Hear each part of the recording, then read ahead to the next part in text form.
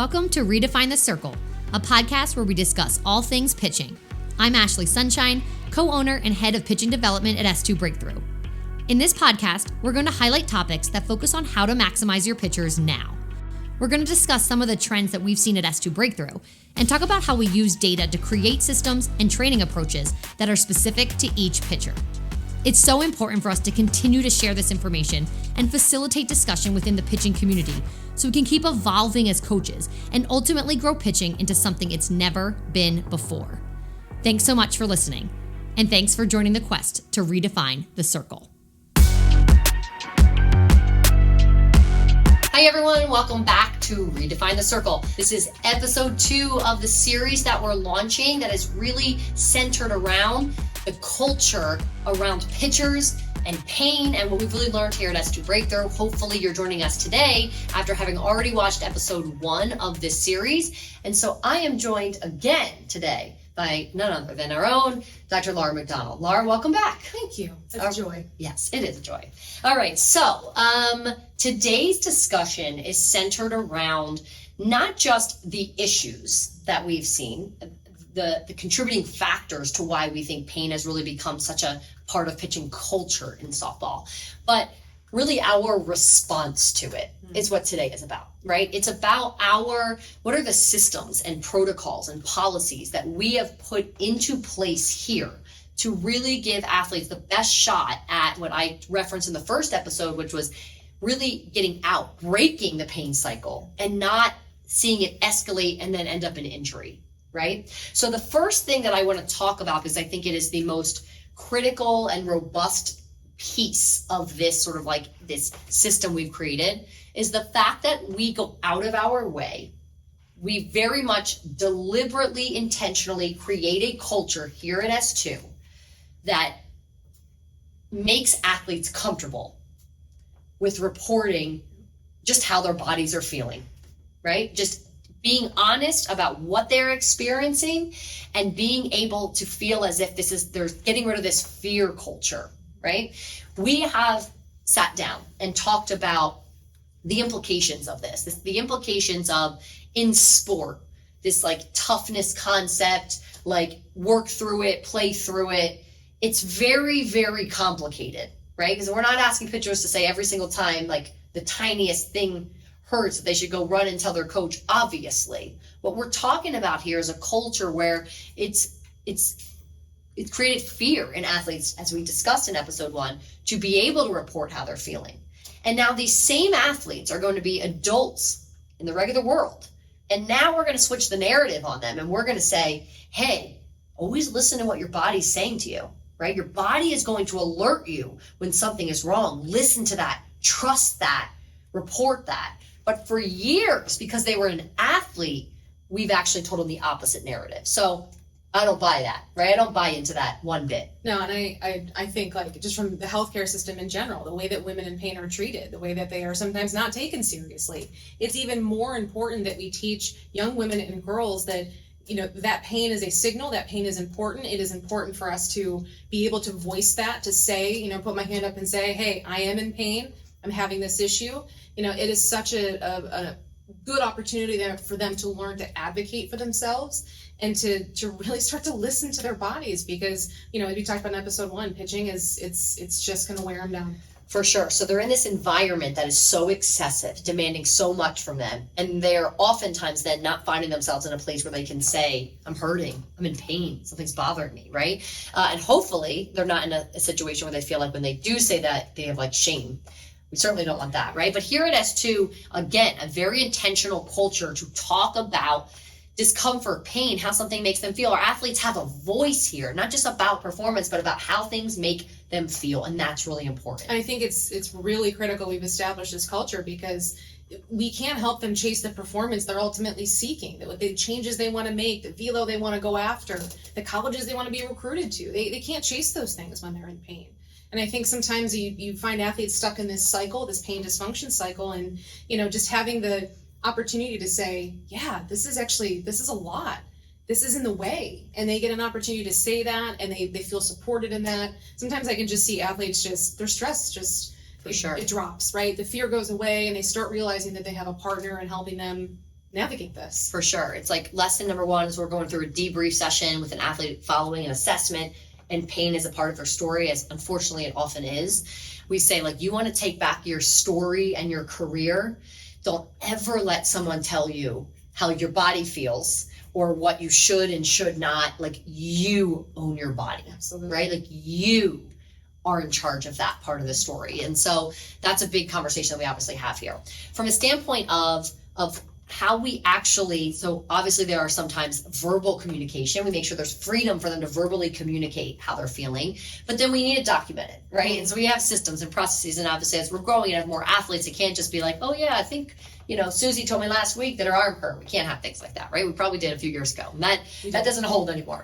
Okay, so turning to my computer here, the first thing that I want to show you is just like an example of like somebody's like daily plan and what they're doing. Just like a basic warm up, general warm up. Then it goes into their pitching portion where we have some prep work and plyos, and then what she's actually going to do that day on the pitching floor. And as you can see at the top here, every single day is going to start with them filling out this wellness questionnaire. This is an opportunity, and our athletes know the first thing that they do, they walk into this space, maybe they do a little, get a little foam rolling, or maybe they just kind of hang out, get themselves in the right mental emotional space, and they open up their questionnaire and they tell us what's going on. Okay, what do those wellness questionnaires ask? Here's a little snapshot. We have things like, what's your current fatigue level? How many hours of sleep are you getting? What's your overall muscle soreness level? Current stress level. This is the way I'm feeling right now. Diet. Your just like readiness generally here. Here, the question, are you in any physical pain or excessive soreness essentially, like beyond normal? And then rate that pain, and we give them ideas of what each number really means here. This is an opportunity for them then to really be able to say, like, this is what I'm feeling, like this is not only where I'm experiencing pain, but this is how it feels to me. We ask them obviously here to provide some context of that. We're asking about their menstrual health. There's a variety of questions here, but I thought this would be a good snapshot of like what goes into this wellness questionnaire. This is the part of culture. So not only are we like, we're constantly having verbal conversations about this is bothering me. Okay, let's try this. Well, this kind of hurts when I do this, or, and maybe not things in them, but they're telling us about on the outside. It was bothering me during the weekend when I did X. So we have in these discussions, right? But right out of the gates, they don't start training unless they're reporting. They're reporting to us and they're reflecting themselves. That's right. Yeah, right? The reflection part's big. They're reflecting on like, how does my body feel? And they're like, man, I am really stressed. And like now all of a sudden they're connecting this concept of like, I have to really ask myself, how do I feel before then just asking myself to perform, right? And this is really, really an important piece for us. Okay, so the wellness questionnaires are huge. Not only because it helps them reflect, but because when we have an athlete that then says, I'm having pain and here's my number, we have an immediate system in place where that automatically gets sent out an alert, essentially, to you as the director of athlete health and wellness, health and performance, and then to their skill coach. So we're talking pitchers here, so most often it would be me, and we get alerted this person has pain. That gives us an opportunity of like, based on the severity, based on if this is new, what's the best plan of attack? And we talk about, are you going to take the initial, conversation with her? Do we want to go in together? Yeah. Okay. Yep. Go ahead. And oftentimes too, I think that conversation together it's super powerful. Being able to, again, with, an athletic training background, to have the coach side by side with me saying, yeah, these questions are important. You need to answer honestly. This is not a, whatever you say is going to be used against you. But those questions, one, have immediate actionable information.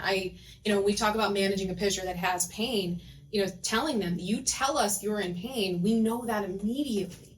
It's not that you can't hide, but it's that we have to be able to take immediate action on that, whether it's a training plan adjustment, whether it is having a conversation and a consult. We have to take action. And then the other types of questions, as Ashley said, it kind of gives some context, right? So have you started your period in the last week? I always joke that I love that our athletes tell us about their menstrual cramps. I think that's fantastic, but that's real, right? Those things are real. It affects their pain perception. So a question like that just provides a lot of context. For sure. The other questions give a lot of background information, can help us see trends. So it's a combination of like in the now, taking action, and then how does that help the story understand of, how do we get to this point? Yeah. So if athletes are not feeling particularly comfortable verbally talking about pain, which could happen, Yeah. now this is a space for them to make sure that we're getting this information, that they're truthful. We always say to our athletes, tell us, because essentially when you hide it, it can escalate and become a real problem that can become more and more difficult to then manage. But if we know right away, this is where getting athletes comfortable reporting pain. It's like, no, where it would shut you down is if you keep it to yourself. It's actually the opposite. We can help you navigate through it and get that pain to, go down, those pain numbers to go down, if not go away, through very particular strategies, as we're going to talk about during the course of this episode and of course throughout this whole series. But you've got to tell us, like when athletes report it too late, it's like, when did this start happening? And they're like, oh, like 6 weeks ago, the first thing that we're like, no, right? Yeah, and I think our athletes are getting more and more comfortable, but it is a little bit different than what they're used to. That's the reality of it. Yeah, and I think there is a conversation of, well, if I tell you that I'm in pain and I'm in this pressure of recruiting, I'm trying to make this particular team, or I have some high stakes value assigned to my pitching performance, for whatever reason that might be, I don't want to tell anybody that. I don't want to sacrifice that. I'm fearful that if I say something to anyone, even in a relatively safe environment, to say this is how we need you to tell us how we're feeling, that somehow it's going to get taken away from me. And it's a fear culture, and it's a shame culture. It's making them feel like it's their fault that they couldn't withstand the system. And really, we talked about in the first episode of applauding those pitchers that they got a lot of survivorship bias. They last for whatever reason it makes them magic, and they last, and that's fantastic, and they can make it a career without being injured. But the reality for most pitchers, that's not going to be their story. Right.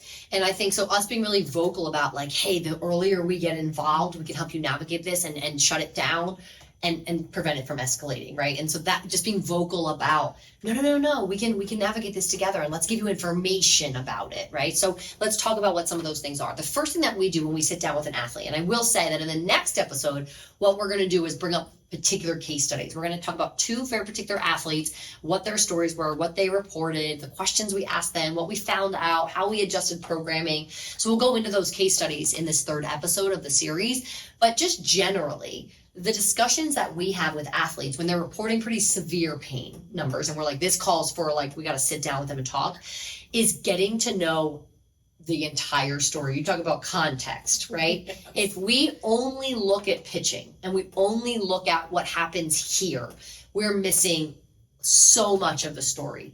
So maybe talk about some of the examples of the questions that we ask, the categories when we're talking about like, has anything changed with this? What do you have going on with this? What do those conversations typically look like with us? Yeah, I typically, obviously they're sitting in front of me, or we're talking in a Zoom of our consult, and they're here because we're having a conversation because of softball, right? Because of pitching, because of softball. And I always like to just back it up and say, talk to me about other aspects of your life that this is affecting you. I think as athletes, I know I did this as an athlete, I'm sure you did too, we compartmentalize it. We say like, I just have a shoulder injury. It just affects softball. And they don't think sometimes of, wow, that really affects my ability to, hang out with my friends or engage in, my activities of daily living at home. And it's like, when I start to ask those questions of how else is this affecting you outside of softball, sometimes the severity of it starts to kick in for them automatically. They start to recognize like, oh, this isn't just a softball thing. Mm-hmm. This is something that affects all aspects of my life. And, they get, again, that concept of fear and shame, and I don't want to talk about it. And they don't want to recognize how impactful it is and the burden that it can be for them. And so I just like to back up and say, tell me how you feel during a school day. For example, low back pain. How does it feel sitting in your desk for a period of time, carrying your backpack? Gym class. I want to know all these things outside of their sport. Yeah. And then I want to know things like, and some of the most basic levels of just being a human. How are you sleeping? That question really throws some people. When I say like, are you having trouble sleeping? And they're like, no, I sleep fine. But then I make the question a little more specific. Are you having trouble staying asleep? That question usually gets a lot of people. They're like, yeah, I have to, roll over because my back hurts. I'm like, that's a good answer to that, to tell me that. And so it starts to become this conversation of, 1, how much is that affecting you outside of softball? And then 2, really, what are some of the goals we have to have? I talk a lot with young athletes about pain management and using anti-inflammatories and using pain medication to do that. And, I always say one of my goals for you, if you are using Advil, Tylenol, name it doesn't matter, regularly to manage your pain, one of my goals for you is we got to get you off of that, right? We got to get you to a point where you don't need that anymore, because those things have long-term consequences. And they just, getting those questions of what else besides softball is bothering you, right? Well, how else is this affecting you? It starts to become a larger conversation.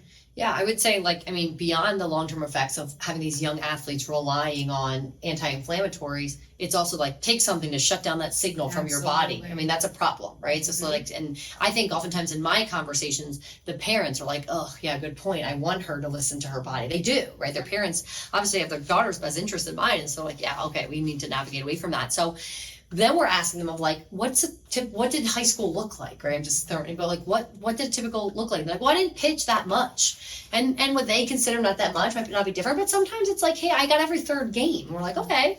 And then we dig a little deeper and we're like, can you just lay out the entire scenario? What we always say is that stress is stress to the body. Yeah. The brain does not compartmentalize well, that's pitching, that's hitting, that's overhand throwing. This is my exam. Stress is stress. They're just in this fight or flight mode all the time, right? The body is so taxed. So we'll ask them about outside stressors that might be going on in their lives. And then just even within the sport, they might be well, I only pitch every third game, right? So I'm only pitching twice a week in games.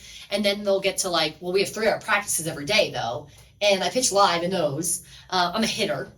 And also because I'm a really good athlete, and so then in high school I'm the shortstop, and so I throw overhand a ton. I always say you don't throw with a different arm that you pitch with, right? So that stress is stress. Even if their concept is, like you said, I'm pitching every third game, but the other 2 games I'm hitting and playing shortstop, it's all stress. For sure. It all factors in. So this get to know the entire picture is not just how is it impacting my skill, but then also, or how's it impacting my life? The severity of what's going on is important.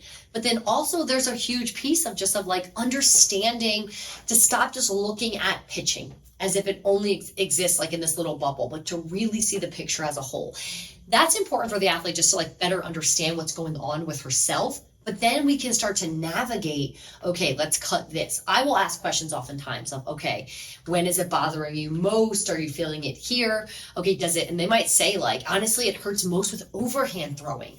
And if that's the case, if they're in high school and they're not here at the time, we might say something can you go to your coach with an argument of hey, can I keep, in reality, how many overhand throws are happening in the game? Why do players as a whole, let alone pitchers, need to be throwing overhand? So oftentimes, just by us navigating where we think the source is coming from, and it's sometimes not pitching, but the only way we would know that is if we get the whole story, right? And it's helping them navigate, laying off of that piece a little bit more in between games. We're overhand throwing volume is not a game issue.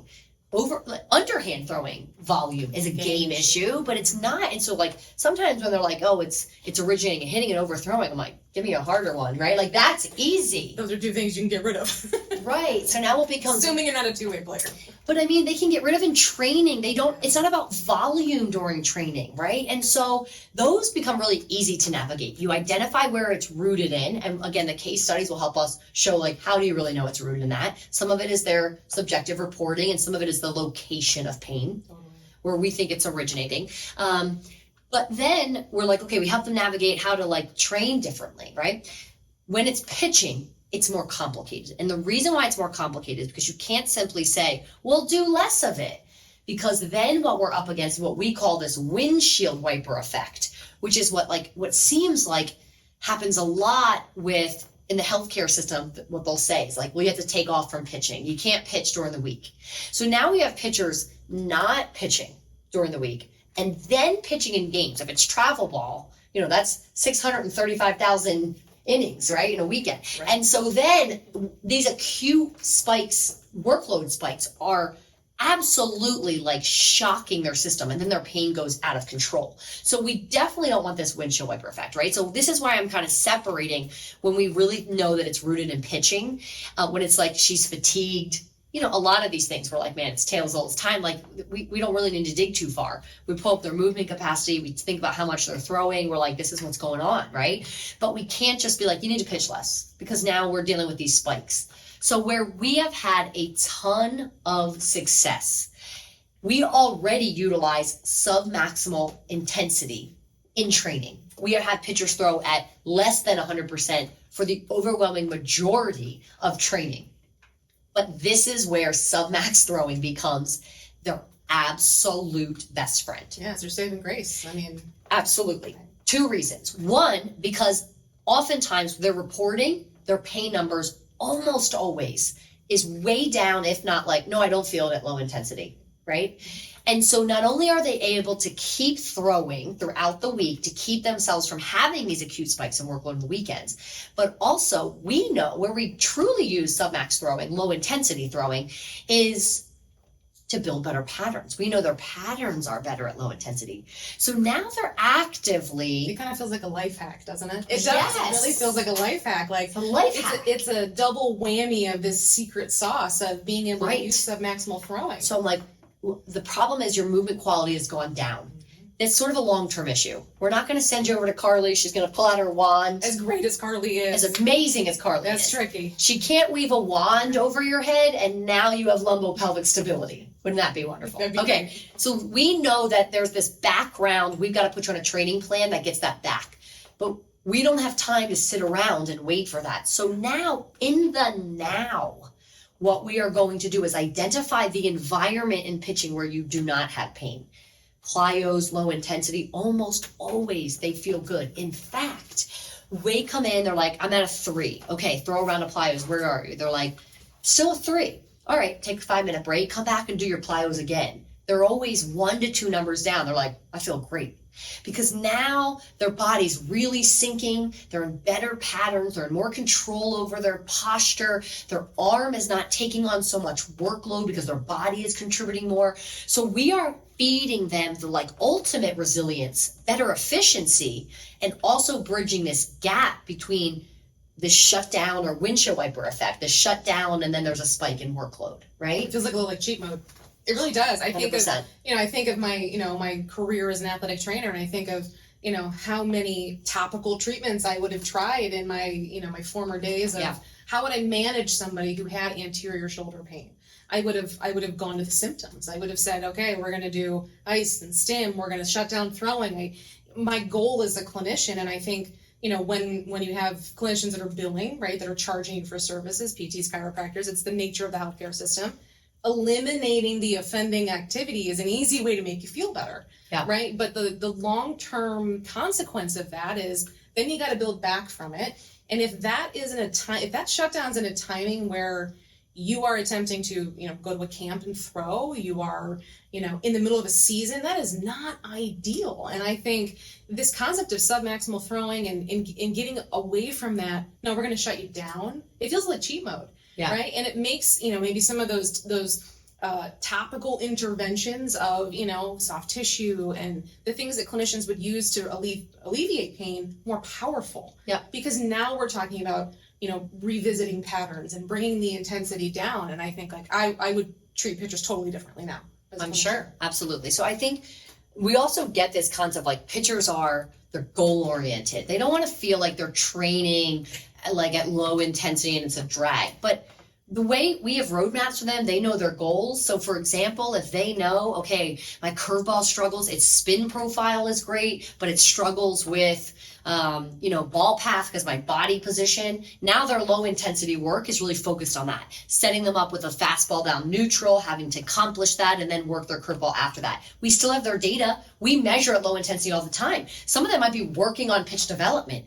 That's what they're doing at low intensity, right? And so we're still having these like metrics and things to chase. And sometimes I feel like athletes, they're just so bought in. We don't want to just say basically like, oh, just throw less. It's not this sort of like nonchalant training culture.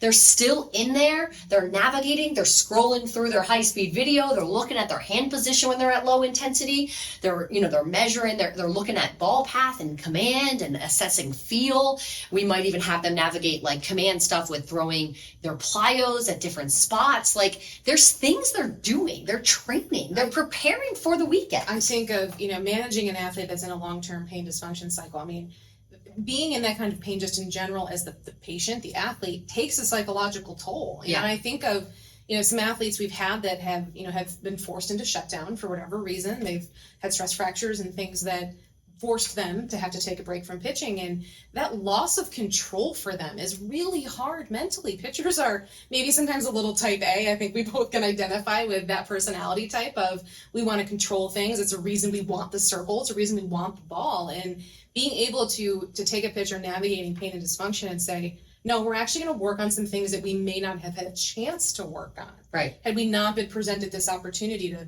kind of stop the machine a little bit and slow you down. I think that it's a mental plague too. I feel like literally it's just cheat mode, being able to utilize that to keep them going is huge. It's like inform them, educate them on where we think the root is. Is it movement? It's usually somewhat rooted in movement quality, related to fatigue, workload, all of that. Then what skill spikes it the most?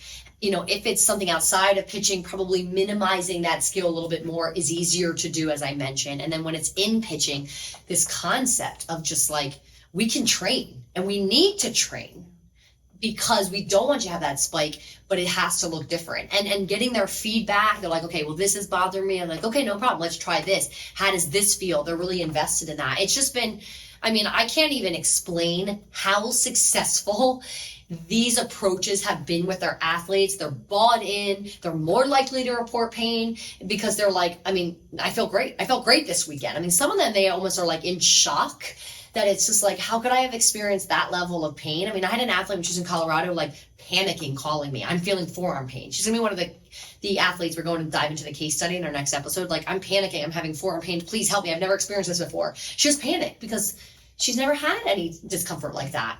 And then she actually happens to be a remote athlete. She came in person. We talked about this. We showed what she was doing. She worked a lot at submaximal intensities while she was here. We put a plan together for her. She threw that very weekend and then had nationals and was like, I keep checking in with her. Anything. She's like, I have nothing.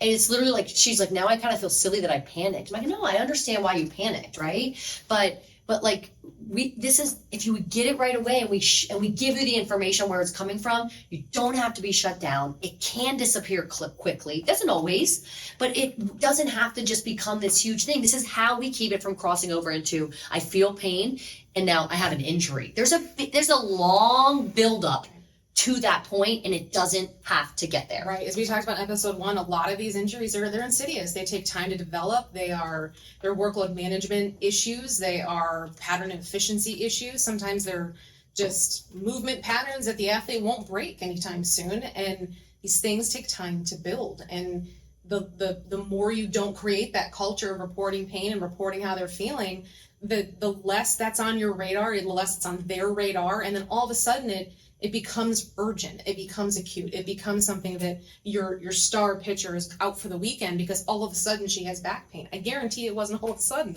Right. I don't make a lot of, as a scientist, I don't make a lot of like, I can tell you it wasn't all of a sudden, but it wasn't all of a sudden. It was something that had been building for a long time, and whether she recognized it or not, it's kind of irrelevant now. It's here, right? Yeah. And once it makes that jump, we talked at the end of episode 1 of, pain into the injury. And now they're navigating a healthcare system that, we can all discuss at length is fragmented and challenging. It's easy to get lost in the gaps of that, right? And where that care comes from. And that's honestly what I spend a lot of my time helping our athletes navigate is, what questions should I ask? Am I getting surgery? Should I get surgery? I'm like, I'm not deciding those, but let me help you navigate some questions in the context of pitching and what I know about you as an athlete. And those things are challenging, and they have to know that is okay to report. Yep. Yeah. I think, sometimes I'm blown away by like the break in pain cycle that we can how I just like, an athlete's like, I'm feeling great. I'm like, gosh, it just literally, it's not that it's that simple, but sometimes it feels like it's that simple. Well, the pitchers we've had that I think came to us that have pitched in pain for a long time. I think Right. to me, those are some of my favorite success Right. stories of, Right. again, all of our pitchers that have been able to navigate injury, and, I feel a sense of success for them, but it's these pitchers that this is like, we feel like it's like we're their last shot, Yeah. to feel good in their body, to feel good when they're pitching. And I mean, those, I live and breathe for Me that, too. just give them a shot. When they show up, I always use the line, "Do not worry, you're in good hands." And I say, you know what? No, you're in the best hands. That's what I always say. Because I just No feel bias. like it doesn't mean we can predict the future, but I No. know we have such a great system for like asking the right questions and being able to shift variables and take data on it to make sure that we're moving in the right direction. It's just been remarkable. So for anyone out there that is like, well, I am in a position where like I work with athletes or I'm a team coach or whatever it might be, and like this culture does not, this is not like, oh, only yes to athletes have pain, right? This is not what we're getting at, essentially, of like the pitching, the culture around softball pitching. There is an underlying culture of pain that whether we want to talk about it or see it, it exists. That's the first piece, right? So if you're in the seats of like, well, I don't want to contribute to that. I want to be a responsible adult and really make sure that we are giving athletes autonomy over their bodies and the freedom. The first thing that I would say is create a culture where they can report it to you, right? And even if you're writing it down, you're putting it in a note in your phone, like let them report it. And the next thing is that two things I would say, kind of like a split of this next tier, is we've got to get out of the culture of like training looks like all high intensity, like go, more, max intensity all the time, submaximal intensity. Submax throwing is a pitcher's best friend. While in season, I might argue, if they're throwing at these volumes that we're seeing these kids throw, why are they ever throwing at high intensity during the week? Never. Our training protocols oftentimes are just all low intensity, right? Because it's like what we're trying to fill the tank, reset the body. And then the other piece is avoid the windshield wiper. So you said fill the tank. I was thinking like fill the stress bucket. Yes. Right? That's what you're trying to do, is keep the stress bucket filled so that when they then have that full intensity, they're throwing that game, the back-to-back games in a weekend, God only knows, that it's not such a jump. Right. I think of athletes, college athletes, I think are great examples of this. They come out of the winter feeling great, and they get into the realities of January and February, the travel, depending on where you have to travel to play early in the season. It's like all of a sudden they're only lifting one time a week, or, all of a sudden they're not able to do their program the way they would like to. And it's like we take away this middle level of stress. Yes. And it goes from nothing to everything. And Yeah.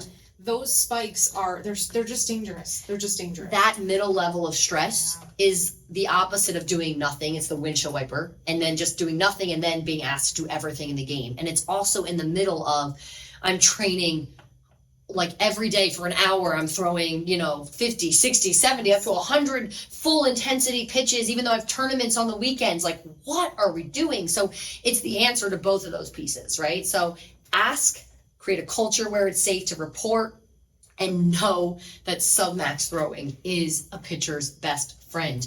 I would say it's a critical piece in player development. As I talk about all the time, we utilize it as a strategy to really tap into player development and performance concepts. But in season, it needs to be the heart of what she's essentially like linked to. Any training, any work is linked to when she is trying to really navigate this workload culture that is, as we've said, an absolute beast. It's magic. Yeah, it's magic.